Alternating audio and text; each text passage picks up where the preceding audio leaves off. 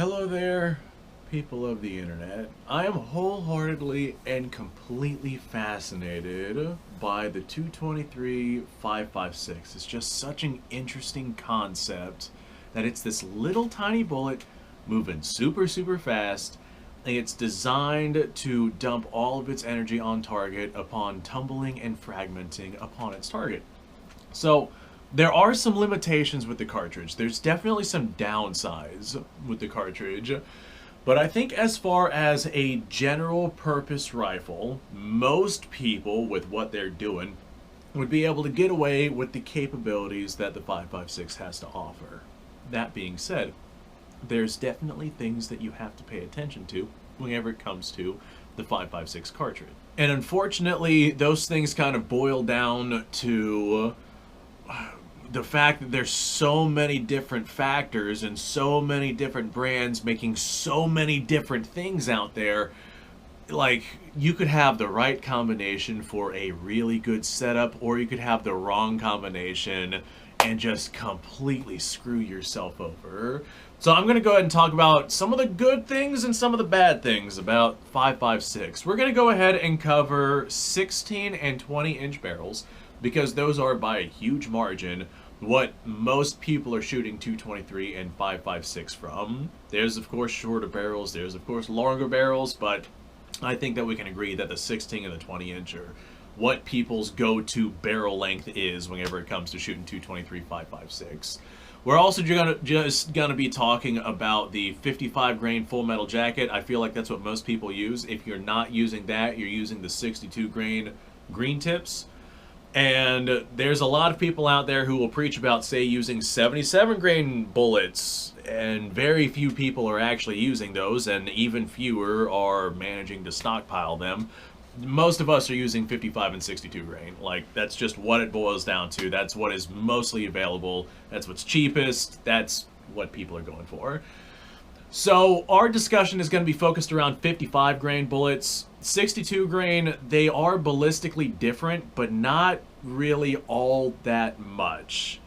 So I'm probably going to make a separate video delving into 62 grain 5.56 ballistics, but this video we're going to focus on the 55 grain. And we're just talking about full metal jackets. If you want to rock some polymer tip or expanding rounds or anything like that, then this right here is going to be a completely different discussion. But most of us are rocking full metal jackets because, like I said, that's what's cheap and available.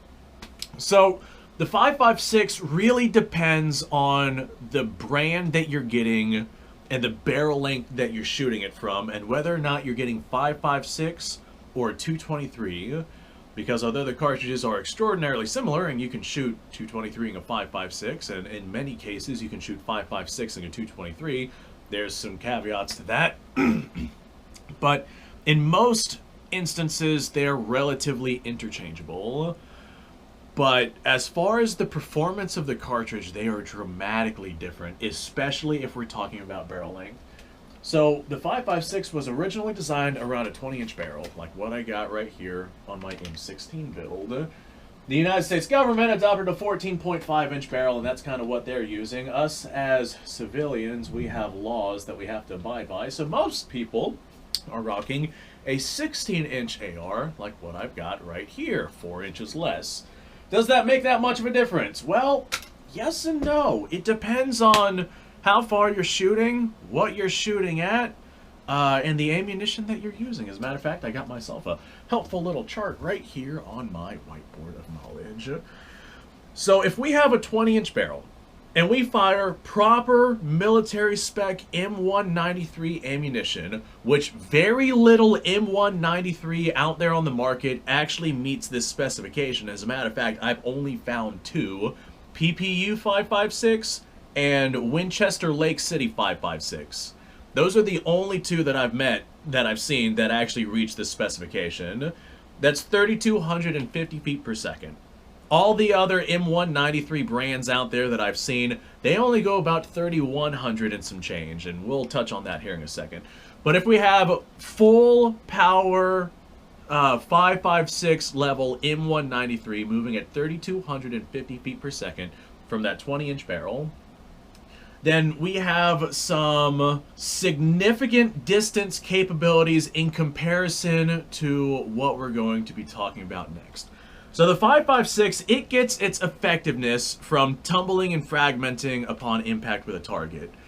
And once that projectile reaches about 2,500 feet per second, its reliability in tumbling and fragmenting on that target starts to diminish.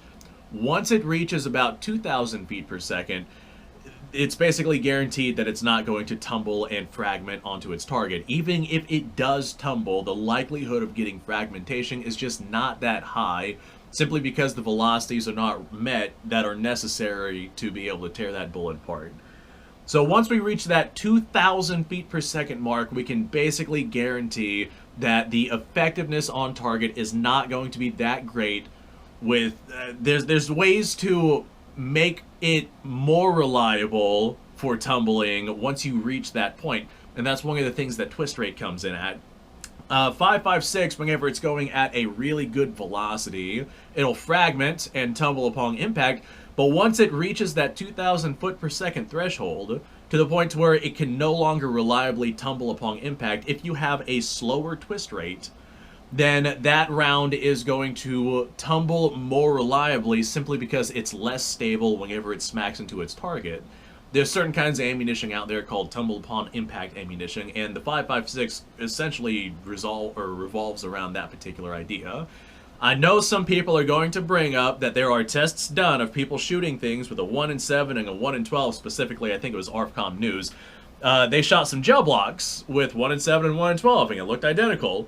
They shot that gel block from point blank range. Get out to where you're seeing, get out to distances where you're seeing a drop off in velocity to the point to where the round's no longer going to tumble just from velocity, and you're going to see a significant difference in terms of what the twist rate is going to do in terms of tumbling effect. But that's a topic for another video. So that 3,250 feet per second bullet, once we reach that 2,000 foot per second mark, we're going to reach that at around 375 yards. Most of us aren't going to shoot at anything beyond 300 yards. Most of us can't even hit anything at 100 yards, let's be honest here. But the likelihood of us shooting at something beyond 300 yards is extraordinarily small. Even a professional military setting, the normal combat engagement distance is within 300 yards. I think that's because that's the normal line of sight that a human is capable of seeing. So that's about the distance, but you'll be able to relatively decently identify a target without the aid of modern technology. Now, I'm sure somebody's going to say, well, over there in, I don't know, the Middle East somewhere, we were dealing with 500, 600, 700 yard engagements, and yeah, that absolutely does happen. But I'm willing to bet that even in the modern day, most of your engagements, if we look at everything happening all across the world, I'm betting that most of them happen within 300 yards. So 375 yards is where that 3,250 feet per second bullet slows down to 2,000 feet per second.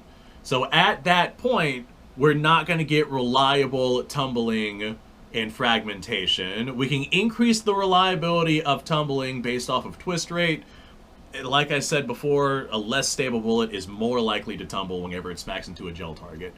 Now the thing with 5.56, it's such a small, lightweight bullet, and whenever it reaches subsonic velocity, that transition from supersonic to subsonic just completely destroys the accuracy of that particular cartridge. And I think a lot of that has to do with the fact that it's so lightweight. As that projectile moves from that supersonic to subsonic, it gets hit with a what do they call it? Whenever you go supersonic, there's like a wave that like cracks. And that cracking, that moving wave of subsonic or supersonic to subsonic energy, it throws off the accuracy of 5.56 quite a bit. So that 3,250 feet per second, whenever we reach subsonic velocities, you're looking at 750 yards. So at 750 yards, you're going to be losing a lot of accuracy just because that round is no longer going to be supersonic. But the likelihood of any of us shooting at that distance is extraordinarily low. I would focus more on whenever you start to lose that tumbling effect. And for 20-inch barrel with proper mil-spec 5.56, 375 yards. Now, most of the M193 on the market is not mil-spec. Most of it runs around 3,100 feet per second, maybe 3,150, somewhere in that ballpark, but most of it's around 3,100 feet per second. And that is from a 20-inch barrel.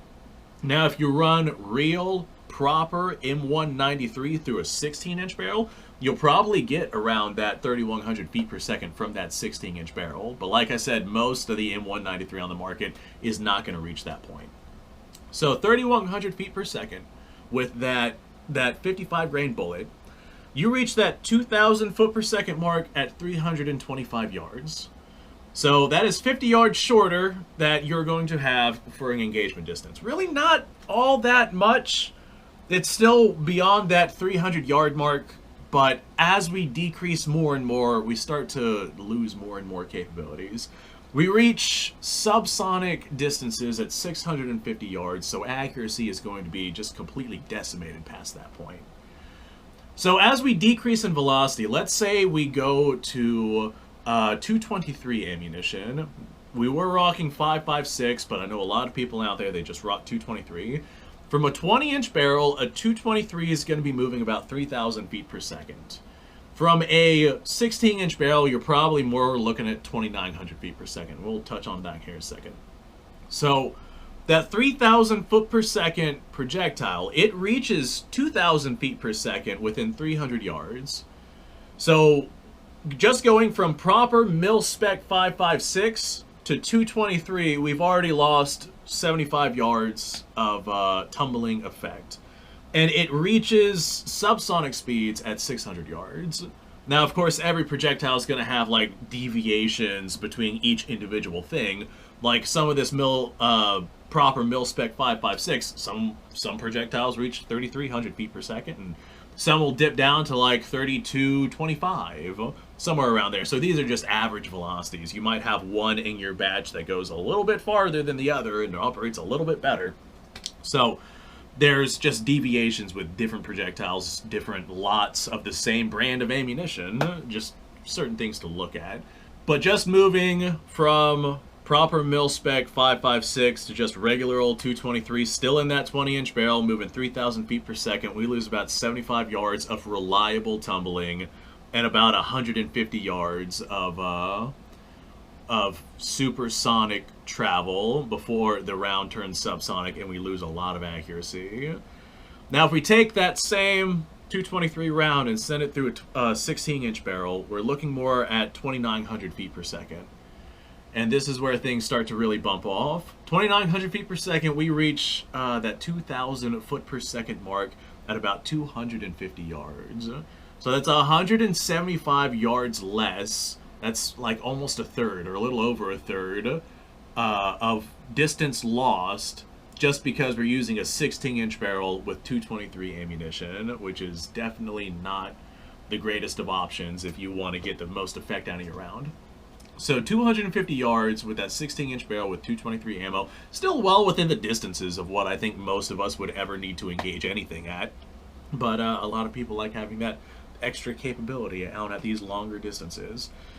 So that 2,900 foot per second bullet, once it reaches your, what's the word I'm looking for? Subsonic, yeah. Once it reaches your subsonic velocities, you're looking at 550 yards. So we go from 750 yards with proper mil-spec 5.56 velocities to 550 yards before you start to significantly lose accuracy with that round.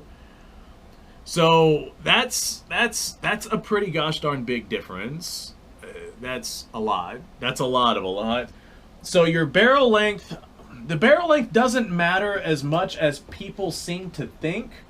And I'm going to go ahead and go out on a limb and say that none of the information I provided in this video matters as much as people think. Just because I think the likelihood of anybody engaging anything with a 223 round over 200 yards with, say, an AR platform is extraordinarily small. I think that in the event that you are using it for defensive purposes or, how can I say this without getting myself into trouble, doing some Minuteman style of scenario. Hopefully that doesn't get me in any trouble. Alright, quick distraction, but I think I was saying something along the lines of if you're an average person and you're not shooting beyond 250 yards at whatever it is that you're doing, it's not going to matter what ammunition you're using or what barrel length you're using. Of course, get the greatest performance that you possibly can, but if all you got is 223 and a 16-inch AR, then you're probably going to be fine. I don't foresee the average person needing more capability than that, and if you do need more capability than that, then set yourself up with more capability than that. But there's a reason why the average person has the capabilities that the average person does, because the average person doesn't need more capability than that. So you'll probably be fine with your 16-inch with 223, even if that's the lowest denominator of what it is that you have available to you. You can still do a lot with that. So thanks for watching, folks. I appreciate your time. Like, subscribe, share. Description below is a link to all sorts of stuff. Go check it out. You guys go off, have yourself a fantastic day, and I will see you on the next episode.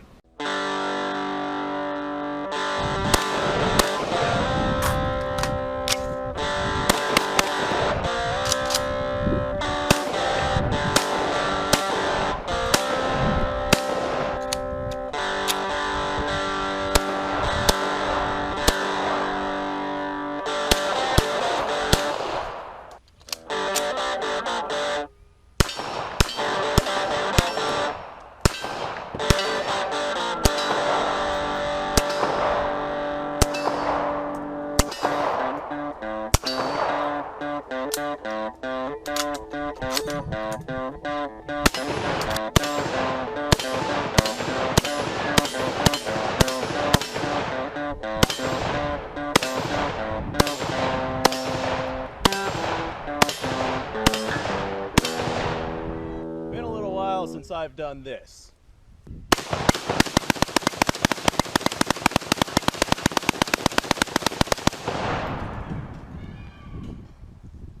Bonnie and Clyde be damned.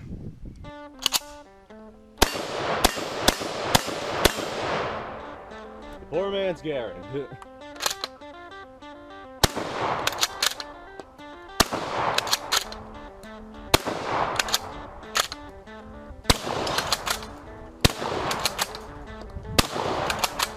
It's a shame that bolt-action shotguns aren't more mainstream.